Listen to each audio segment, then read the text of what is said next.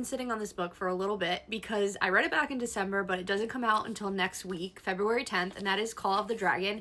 It is a young adult African fantasy mythology duology. This is the first book in the series. If you like dragons, if you like coming of age stories, there is a love triangle.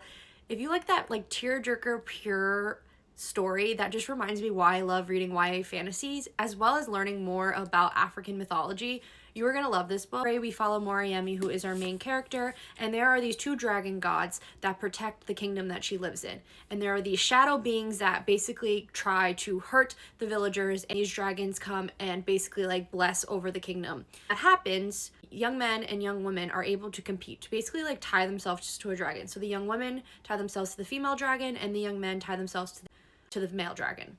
And in doing so, they help keep them happy, and it's like a privilege to be able to do that. When that's about to happen, this king steps in and says that he wants to take their power. Of course, the dragons get pissed off, they get injured, they flee, and now there's nobody to protect this kingdom.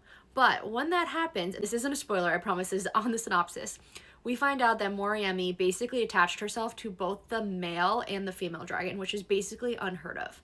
So her and her friends go on this quest. When I say friends, one of them is pretty much an enemy, and then the other is her childhood friend. And there is also this prince that's involved. He is the king's son that was a terrible person, so you don't really know too much if he's good or bad, but there is a little bit of a love triangle, so if you like that trope, you will like this series. But when I say it's like such a good coming of age story, it reminds me again why I love YA so much, because I love these types of stories. I'm so excited to see what happens in book 2.